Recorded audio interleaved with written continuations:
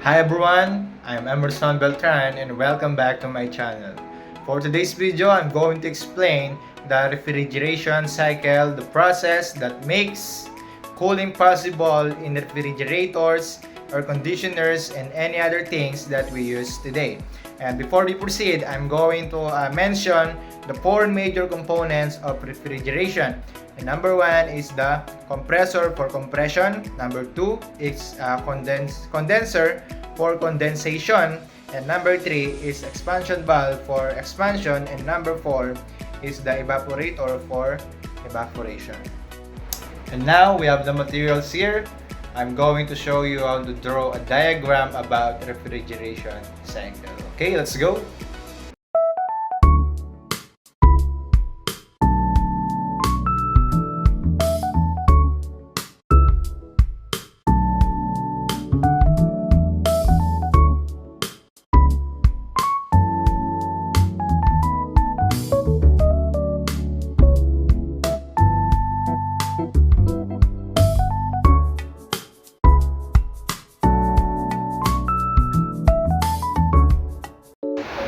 Hey, what's up?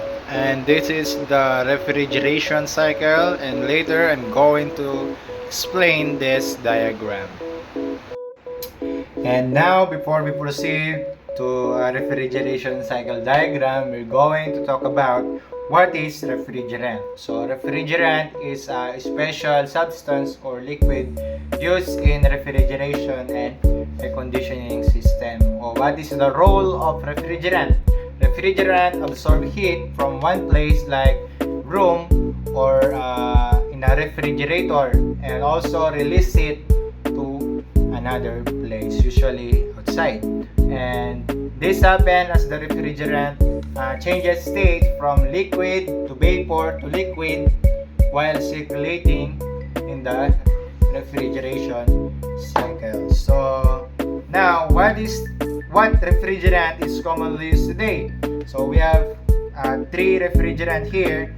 Number one is the R134A tetrafluoroethane or hydrofluorocarbon. It is commonly used in cars and refrigerator. Number two is R410A blend of difluoromethane or R32 and pentafluoroethane or R125. It is commonly used in modern air conditions. So, air conditioners. Number 3 is R600A, isobutane hydrocarbon or natural refrigerant. That's why it is commonly used in new eco-friendly fridge. So now, we proceed to our refrigeration cycle. In this diagram, we have four parts. So, the number one is the high pressure side. Number two is the low pressure side. Number three is the vapor side. And number four is the liquid side. So, as you can see, we have color red and color blue. In the red for high pressure, high temperature, blue for low pressure and low temperature. So, a while ago, I mentioned that in refrigeration cycle, there is a four major component. Number one is compressor. Number two is condenser. Number three is thermal expansion valve or TXV. And number four is the evaporator. So now, let's start. In a compressor, the cycle begins at the compressor. Here, the refrigerant enters as a low temperature vapor and compress.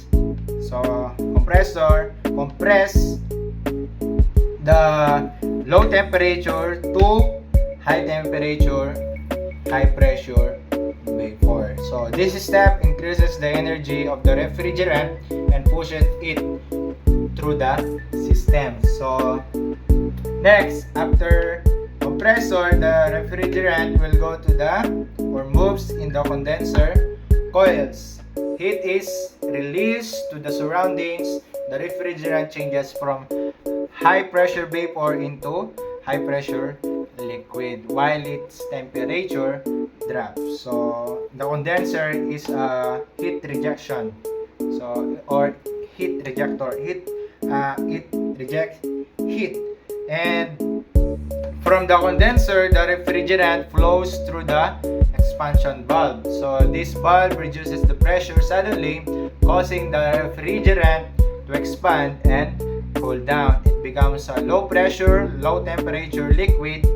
So from high pressure to low pressure, that's the role of thermal expansion valve.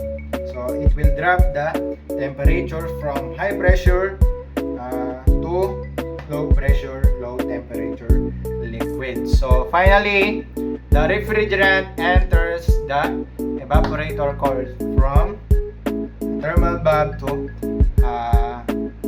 evaporator coil. Inside the coil, it absorbs heat from the air or the content of the refrigerator. So like for example in a room, so and refrigerator, it absorbs heat. So this heat causes the refrigerant to evaporate, turning back into low pressure vapor. So why from liquid to vapor? Because the compressor only compress vapor, because liquid is not compressible. So and that's the refrigeration cycle.